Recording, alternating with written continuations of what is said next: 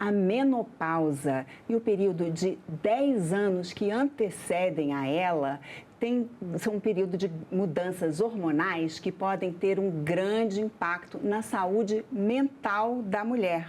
É sobre isso que nós vamos conversar com a psicóloga Elaine Barbosa, que tem um estudo sobre esse assunto, né, Elaine? Seja bem-vinda aqui ao nosso programa Cidadania Mulher. Muito obrigada por participar aqui conosco.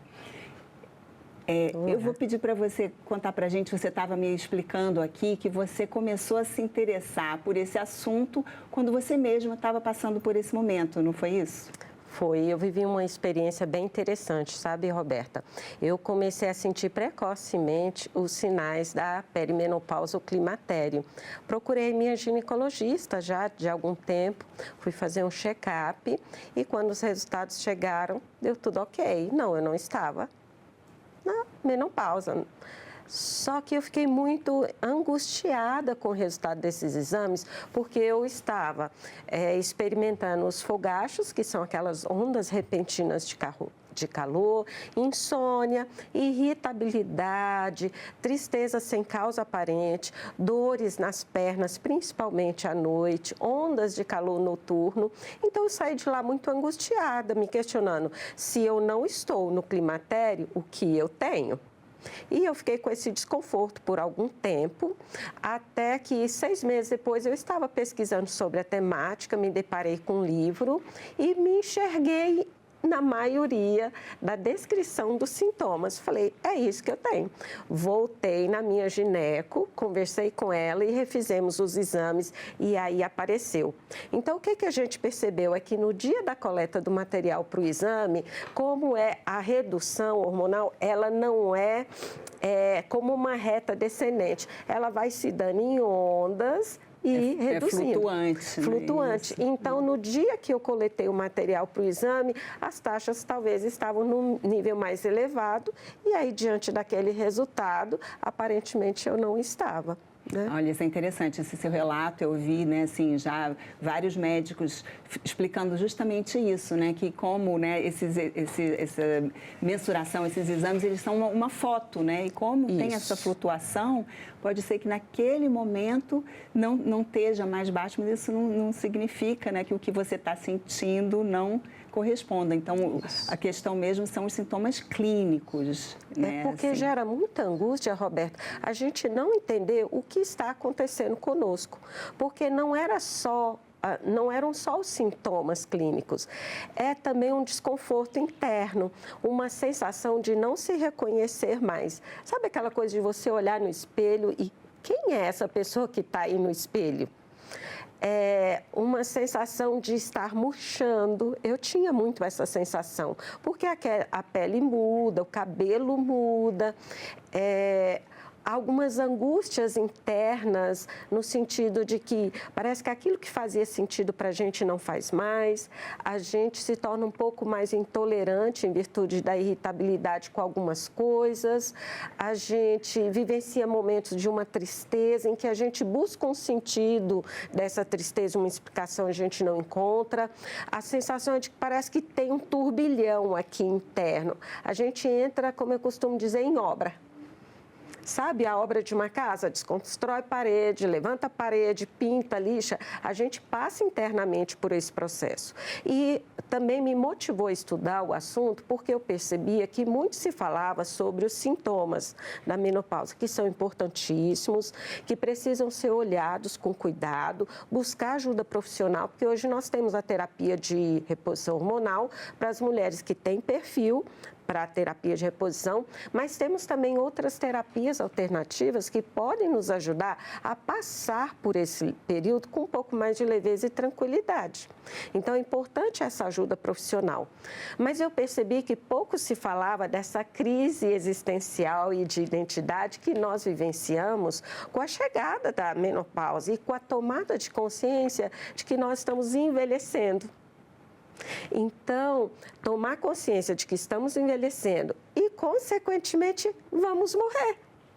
São dois dados de realidade muito estarrecedores, que suscitam muitos medos, muitas angústias, muitas preocupações, muitas vezes consciente, muitas vezes inconsciente, e que vão nos afetando, muitas vezes sem a gente se dar conta ou a gente se dando conta. Só que o que acontece com frequência é que a gente não encontra espaços, Roberta, onde a gente possa falar sobre isso que nos angustia e nos toma. A gente vem de um movimento de silenciamento de séculos. Falar sobre menopausa é algo muito recente. E tem uma pesquisa que mostra que 55% das mulheres não gostam de falar sobre esse tema. Porque esse tema está muito associado a crenças, mitos em torno da questão da menopausa, como associado a envelhecimento, a decrepitude, a morte. Então, a gente tem uma tendência a evitar falar sobre essa temática. Ainda existe um tabu, né? Existe, e em torno até da mulher mais velha, como feia, chata, seca, sem desejo sexual, ou aquela que tem desejo, é uma mulher sem pudores. Que mulher é essa, né? Que ainda sente vontade de exercitar a sua sexualidade com liberdade, buscando o seu prazer. Então, esse universo ainda é muito permeado por essas crenças e tabus.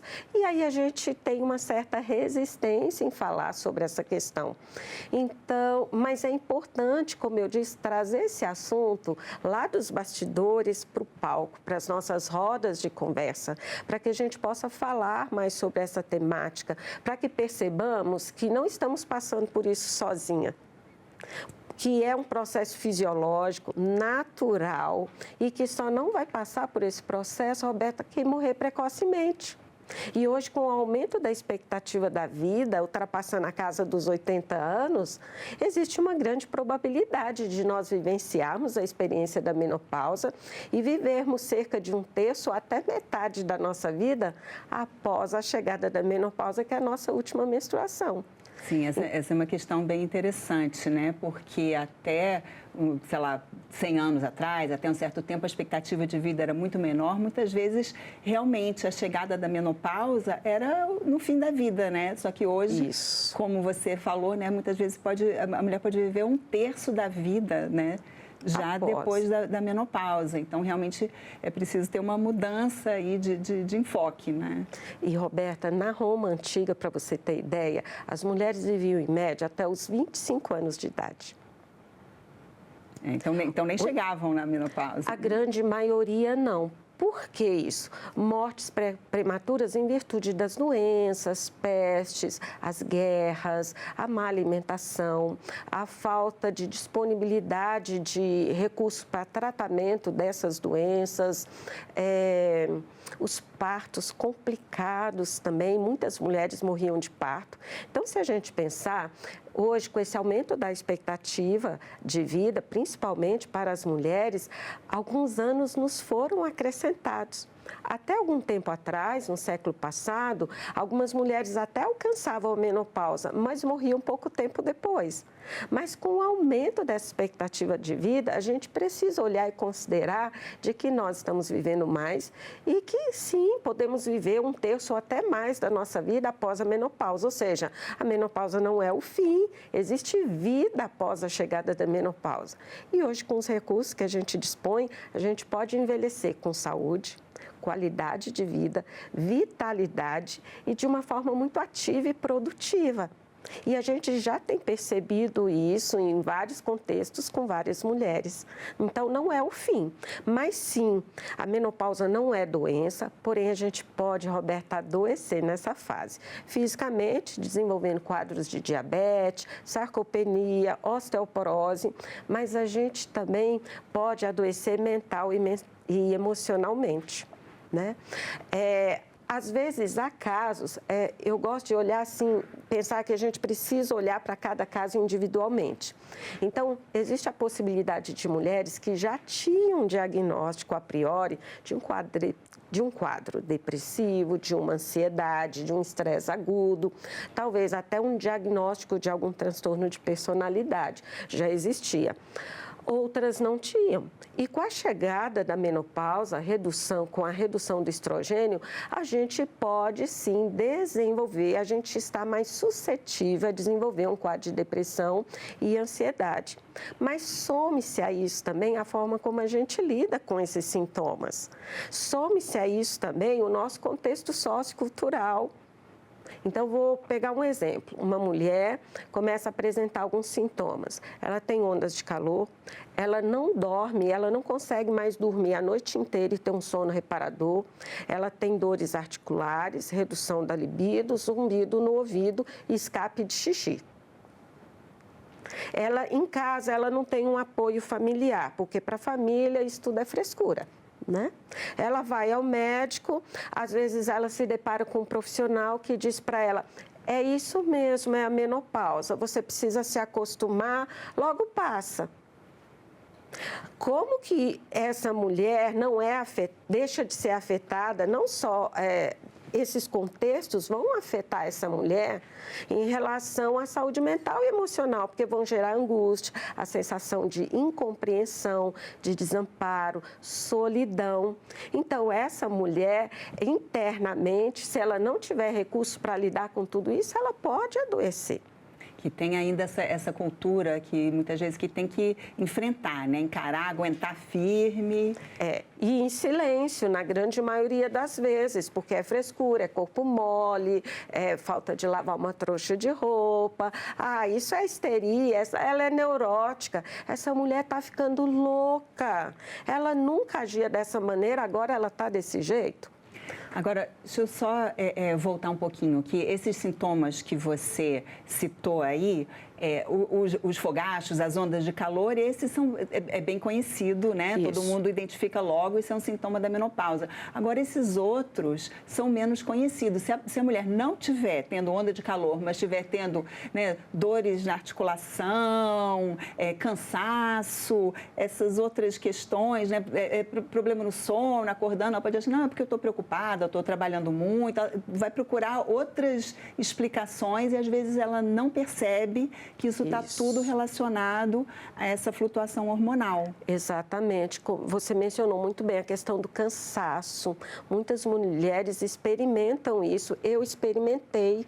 É um cansaço que é até complexo, difícil de explicar, que é a sensação de estar sem energia e sem ter feito nada. A gente acorda, passa um pouco e vem aquela sensação de uma falta intensa de energia, de disposição para fazer as coisas. Então, hoje a gente tem, alguns autores citam que nós temos mais de 70 sintomas relacionados ao climatério, à menopausa. Existem outros estudos que mostram até cerca de 100 sintomas ou mais. Então, alguns são muito conhecidos porque são mais frequentes e estão muito associados. Mas existem outros que são presentes e, de fato, não tem como a gente assimilar esse leque de conjuntos. E muitas vezes a gente não entende que o que a gente está vivenciando externa e internamente tem a ver com essa alteração na produção dos hormônios ovarianos. Então, muitas vezes, pela falta de conhecimento e informação, a gente padece. E internamente também afeta a nossa saúde mental e emocional, porque o climatério ele chega no momento em que o nosso ninho está esvaziando, ou o ninho nunca encheu, ou mulheres que foram mães tardias, não tem previsão de quando ainda esse ninho vai esvaziar, um momento que pode coincidir com a proximidade da aposentadoria, que pode coincidir também com o adoecimento dos pais e uma inversão nos papéis, é um momento que coincide talvez com uma relação a dois que está desgastada há muito tempo, por isso que eu falo desse mundo interno, parece que ele entra em colapso. E isso pode reverberar e afetar a nossa saúde mental e emocional. Por isso, é muito importante que os familiares que têm uma mulher que está aí na fase do climatério, menopausa, também busquem se informar para oferecer um acolhimento para essa mulher, porque ela está em sofrimento. Então, aquilo que muitas pessoas dizem, ela é chata, ela é ranzinza, mal-humorada, está irritada com tudo, ou vive triste lá no quarto, isolada. Essa mulher, muitas vezes, da forma que ela dá conta, Roberta, ela está pedindo socorro, porque nem ela está entendendo o que acontece com ela. E eu digo isso porque sou da área da saúde, psicóloga há muitos anos, e muitas vezes eu não entendi o que estava acontecendo comigo. E mesmo tentando fazer uso do conhecimento e dos recursos que eu disponho, eu sou, antes de qualquer coisa, uma pessoa, uma mulher, com as minhas limitações e dificuldades. Então, esse mundo interno parece que entra em obra, fica tudo fora do lugar. Por isso, essa sensação de estranhamento, de não reconhecimento, de se perceber estranha, né, e desconectada de uma realidade que parece que perdeu o sentido. Em consultório, eu ouço muito das mulheres duas falas que são bem recorrentes, que estão vivenciando essa fase. Elaine, eu quero ser livre e eu quero viver a vida. Porque esse é um período, Roberta, que também nos convida a voltar para esse corpo, a reabitá-lo, a rever a nossa história de vida. Eu costumo dizer que o vivido e o não vivido vêm à tona. Então, a gente vai repassando a nossa história, o que vivemos, o que não vivemos, as escolhas que fizemos. É o momento para olhar para esses sentimentos de culpa, ressentimentos, mágoas, começar a trabalhar o perdão e, principalmente, o auto-perdão. É um momento em que a mulher, ela começa a se colocar internamente em ordem para um novo ciclo da vida. Porque uma vez que a gente toma consciência também da nossa finitude, de que estamos envelhecendo, como eu disse, são dados de realidade tão estarrecedores que isso tem um impacto. E a gente é convidada a olhar para a gente. E imagina nós, mulheres, que crescemos muitas vezes numa cultura e fomos educadas a viver para o outro. Como que é para essa mulher fazer esse movimento de voltar, reabitar esse corpo e começar a viver para ela? Então, isso às vezes suscita muita culpa, a sensação de estar fazendo errado, né? De ser um pecado. Como assim eu vou olhar para mim, eu vou cuidar de mim, eu vou dizer não para o outro? Se eu tenho também algumas feridas emocionais que no decorrer da minha história de vida eu também joguei para debaixo do tapete, e isso vem à tona. Por exemplo, feridas de rejeição e abandono. Elas podem ser despertadas quando eu tomo consciência que eu estou ficando velha, estou perdendo a minha atratividade.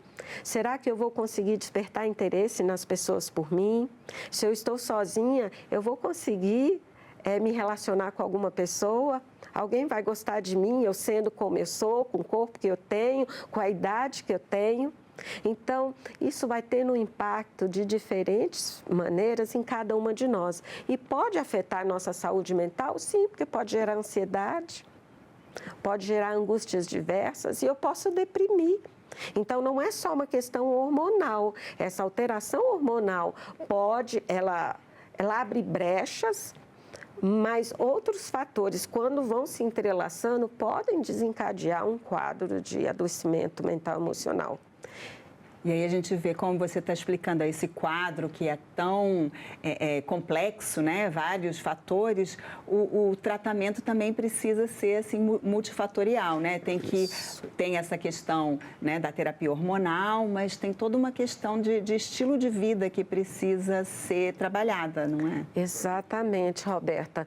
É importante a gente fazer o nosso check-up anual com a nossa gineco para dar uma olhada como que está o nosso corpo. Às vezes é necessário uma terapia de reposição hormonal, mas é importante a gente conversar com um profissional e avaliar se a gente tem perfil e qual a forma de reposição que seria mais adequada para cada caso. Há pessoas que não têm o perfil para reposição hormonal, então é possível fazer o uso de outras terapias alternativas, holísticas, como aromaterapia, massoterapia, temos também a medicina chinesa, enfim, a fitoterapia, que oferece recursos e podem nos ajudar a passar por essa fase, atravessar esse período com mais leveza.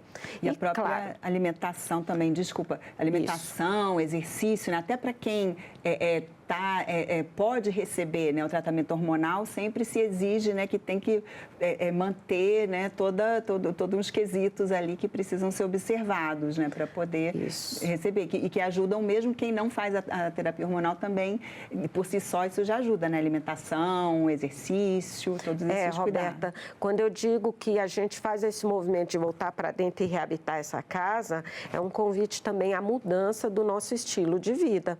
Então, mudança na alimentação, porque o nosso metabolismo muda e a gente tem uma tendência a ter um maior acúmulo de gordura, fazer ingestão de mais fibras, porque a mulher, ela já tem um histórico do intestino preso, né? Então, fazer o consumo de mais fibras, sementes mais vegetais verdes para reduzir a possibilidade de anemia. A prática de atividade física também fundamental. Não tem hoje como a gente envelhecer sem atividade física. A gente precisa fortalecer os nossos músculos, que nos protegem, nos dão sustentação e também fortalecem os nossos ossos. Imagina a gente não conseguir levantar e sentar.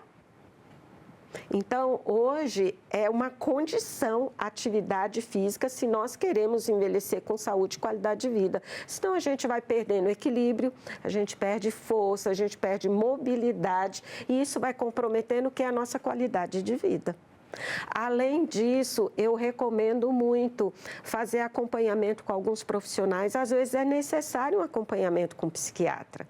Tem algumas, não porque a pessoa está com quadro depressivo, mas em virtude das alterações de sono, alguns dos sintomas que essa mulher vai descrevendo, uma alteração em relação às suas emoções, aumento da irritabilidade, tristeza, isso não necessariamente é um quadro depressivo que está ali presente, mas às vezes o uso de alguma medicação psiquiátrica pode aliviar esses desconfortos e nos proporcionar uma melhor qualidade do sono, um equilíbrio relacionado ao nosso quadro emocional e isso nos ajuda a passar por esse período com um pouco mais de leveza e tranquilidade. A terapia eu recomendo para aquelas pessoas que sentem a necessidade de investir no processo de autoconhecimento ou que estão percebendo alguma dificuldade em lidar com a questão do envelhecimento, dessa nova fase da vida e geralmente elas não chegam por esta queixa. Elas chegam por um conflito no relacionamento, a proximidade da aposentadoria, ou então um ninho que não se esvaziou e está se esvaziando. Então, não necessariamente porque ela tem um diagnóstico de uma doença mental emocional, mas ela chega movida por um sofrimento. E aí, nessa anamnese, a gente vai percebendo que outros fatores estão atrelados a esse sofrimento. Então, geralmente, ela chega com uma queixa. A gente, juntamente com ela, vai tentar descobrir qual é o problema. E muitas vezes a gente precisa acionar essa rede de apoio familiar e a rede de apoio também de profissionais. Além disso, eu recomendo investir na espiritualidade, meditação, buscar desenvolver hobbies, momentos com as amigas, de uma atividade social, se permitir viver coisas diferentes, coisas que tinha muita vontade de fazer e nunca se permitiu, às vezes ir no cinema com a amiga, ter aquele que eu chamo papo terapia com as amigas. Buscar esses espaços ou atividades que possibilitam essa mulher também falar sobre ela, do que ela está se sentindo, vivenciando. Isso ajuda muito nessa elaboração dessas ideias, desses sentimentos, porque a mulher vai percebendo, nossa, eu não estou sozinha, não é só eu não sou um bicho grilo. Né? Outras mulheres estão passando por isso. Nossa, ela buscou ajuda profissional, também vou buscar. Então, nesses bate-papos, a gente acaba encontrando também um suporte, um apoio e um acolhimento que são tão importantes nesse momento. Com certeza. Elaine, muito obrigada por todas essas orientações. Tenho certeza que quem nos assiste aprendeu bastante sobre esse assunto. E parabéns pelo seu trabalho de divulgação aí sobre a saúde mental na menopausa. Eu agradeço pela oportunidade e, se você me permite, Roberta, eu quero dizer para você que está me assistindo nesse programa que você não precisa dar conta de tudo sozinha. Nós, mulheres, aprendemos que precisamos ser fortes, mulheres maravilha, dar conta de tudo sozinha o tempo todo. E, às vezes, a gente até tenta dar conta de tudo sozinha, mas a gente precisa reconhecer o nosso limite. E, às vezes, é necessário a gente buscar acolhimento, apoio e ajuda para que a gente possa passar por essa fase, como eu disse, com mais leveza e tranquilidade. Assim como outras fases da vida, a menopausa também nos propõe seus desafios, suas perdas, mas é uma fase que nos abre um leque de possibilidades e oportunidades. E a gente precisa estar bem para viver esses anos que nos foram acrescentados com muita leveza, alegria, como eu disse, de forma produtiva, ativa, cheia de vitalidade. Então, a menopausa não é o fim, ela abre um portal, ela é um começo para uma nova história. É isso, muito obrigada, Elaine. E eu agradeço também a você que nos assiste. Esse programa já está disponível no site da TV Senado, senado.leg.br/TV, e também no nosso canal no YouTube. Mais uma vez, obrigada pela atenção e continue assistindo a TV Senado.